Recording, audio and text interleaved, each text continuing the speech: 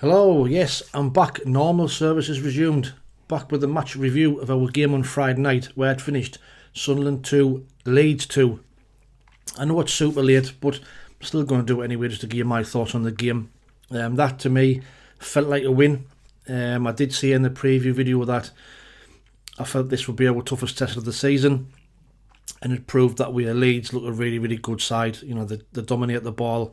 They've got some good players, even with all the injuries that they have at the moment. They're a top side, and they will fancy themselves to win this league. However, for us, that proved how good we are, because for quite a few parts of that game we more than matched them and give them a run for the money. We started the game in the first 10 minutes absolutely fantastically well. The energy, the high press was great to see. The atmosphere was rocking, and in 9 minutes we deservedly took the lead. A great move. Roberts plays the ball into Trehune. Trehune gets to the byline, whips the ball across. Dennis Certain, you think should score. Great shot, a fantastic save by Meslier. But there's Johnny on the spot. Chris Rigg from 2 yards out, we tap it in. 1-0. The roof comes off, and you're thinking, right, come on, let's go for it. Let's make a statement. But from the goal, Leeds come into the game a lot more. Most teams could crumble under the atmosphere, but they didn't. They come back into the game really, really well. They dominated the ball, and you could see as the half wore on that the goal was coming.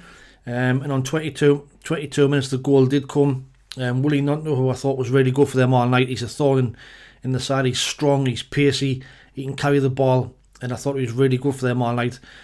Puts it across in the box, and there's Joel Perreault, middle of the goal, penalty spot, great header into the bottom right hand corner. Now, I have seen social media and I've seen the reports, and on Sky, yes, it looked offside, but it was a close one. If we had VAR, arguably that goal gets disallowed. But in the Championship, it's very, very close, very, very tight. Linesman's missed it, but he is offside.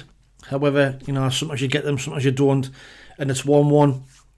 39th minute, we have a breakaway, and I think it's Mundell just nicks the ball past Joe Rodon, fouls him, and if the bloke hadn't been behind him, he'd have been sent off because he was through on goal.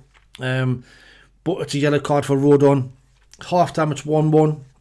More than happy with the result, because like I say, for 35 minutes, with the last 5 minutes of the first half, we came back in it with a bit more, but for 35 minutes, Leeds dominated the ball, and I was happy to get in at 1-1. Just so Reggie Lebris could tinker the squad a little bit, try and change the formation a bit, and try and do something to stop them having so much of the ball. Second half, we come out, and it's a little bit more of the same, really. Job gets booked off the ball, foul, pulling somebody back just after half time.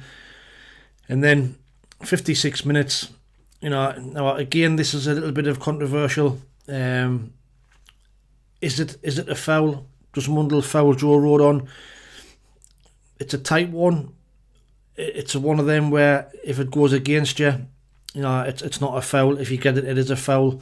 So I can see both sides.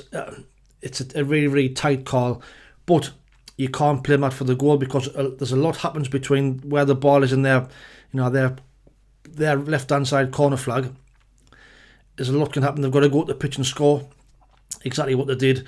Nonto again involved in Firpo. Firpo carries the ball, plays it to Nonto. Nonto knocks it back inside. Junior Firpo side foots it. It's 2-1, and then we're up against it after that. And you're thinking, can we come back? Dan Neil and Chris Rigg both got booked in quick succession for 2 fouls. Firpo then gets booked in the 68th minute for another foul as well.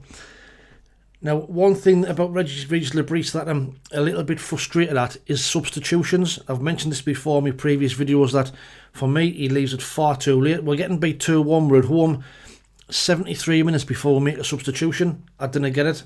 And also on that note as well, Aaron Connolly was on the bench on Friday night. Now, Regis Lebris' statement to say that he's put him on the bench but doesn't see him having any involvement in the game, for me, you've wasted a sub. What's the point of putting them on the bench if you're not going to try and use them? You need players on there who can come on and maybe affect the game. So that just shows you what he feels of how and like they've got no future at the club. Putting somebody on the bench that was never ever going to come on really. But like I say, I'd like to see him make some substitutions a little bit earlier, especially when we're getting beat. But 73 minutes in came Chris Brown, Alan Brown for Chris Rigg. Chris Rigg, I thought, had a fantastic game, energy wise, and getting stuck into their players. And for the age he is, he's just getting better and better with every game. And then our next sub didn't come till the 84th minute. Roberts went off for Tommy Watson, and Tommy Watson looked lively when he came on as well. And the game, you think the game's gone. You think it's petering out, and we're going to get beat. It's going to be our first home defeat of the season, and we're going to lose 2-1. But dear me, 97th minute, last kick of the game. It's a foul. Jaden Bogle brings down Remain Mundle, and we get a free kick. Patterson puts the ball in the box. It's a power free kick, to be fair. Alan Brown just helps it towards goal, and you think, well, what on earth was that? What an absolute heap of shite of an effort. It takes I don't know what does it. Either hits a stud mark, hits a bump in the pitch. Meslier goes down to pick it up, and it ends up going past his right hand side, his arm, and into the net, and it's 2-2. And oh dear me, the noise absolutely took the roof off. 97th minute, feels like a winner. They must be absolutely devastated at that. They will be absolutely gutted. I think after the game, I think it was Furtwell was storming down the pitch, down the tunnel. Meslier's face was an absolute picture. Couldn't believe, I've never seen now like it. I've seen mishaps before, but in the 97th minute, last kick of the game, for that to happen, if it had been us, would be absolutely devastated.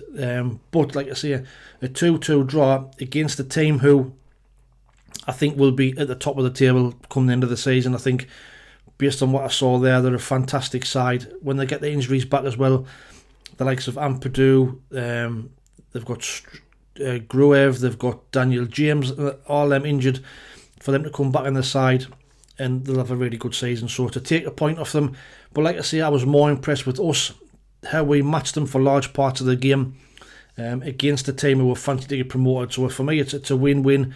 Well done, the lads. A fantastic effort, a fantastic result, and they never give up. Now I've also seen a lot of comments as well about people leaving early. My opinion on that is, you've paid your money, you've paid for your season ticket, so you've got the right to leave whenever you want. Now, we don't know people's circumstances. People have to leave to get for various reasons, So I would never criticise anybody for leaving early. Yes, it doesn't look good on the telly, and maybe the lads don't see it as a morale boost when they see people walking up the ground early with 10 minutes to go. But like I say, I would never criticise anybody for leaving the match early. You've paid your money.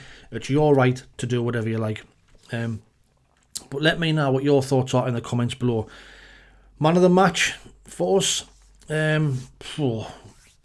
Who would you give man of the match to? I would probably give it to Job.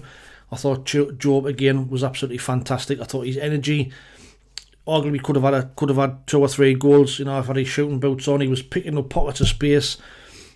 Just couldn't find that final shot to get a goal. But other than that, he was absolutely fantastic. His energy, and he's a different player this season. Dan Neil again was in and out of the game. Last 2 performances have been a bit better, but I still don't like him in that role. But if that's the way Regis Labrie is going to play him, then we have to accept it. But all in all, a fantastic performance, a fantastic result against a team who were fancied to win the league. So I'm more than happy. Like I said, it feels like a win. We go into the international break still top of the league. The results went for us yesterday. West Brom drew. Burnley couldn't beat Preston. So, some great results. Sheffield United are the ones who are now joint top of us, and what a job Chris Wilder's done. They were deducted 2 points at the start of the season, otherwise they would have been sitting top of the league. They're unbeaten so far this season, so they'll be a team to watch. But we are joint top, or we are top on goals. Next game is on the 20th of October, following the international break against Hull away. Watch out for the match preview coming out for that. I will be doing a video during the week where I'll be updating all the scores on the shirt competition, replying to all your comments, and we'll get back to normal ways. But in the meantime, please like, share and subscribe to the video. Also, I just want to give a big shout out to the Retro Hub. This is one of their cups, actually came yesterday. Fantastic quality, reasonably priced, loads of Sunderland merchandise on there. So if you don't mind, get yourself across to the Retro Hub on Instagram. The link's in the description. Have a look at some of the merchandise and get some quality stuff ordered. They've got this is Retro. They've got the new strips, the away strip, the third strip, all that. So get over there and get yourself some quality stuff. But in the meantime, like I always say, thanks for watching. Take it easy, stay safe, and we'll speak soon. Ta-ra.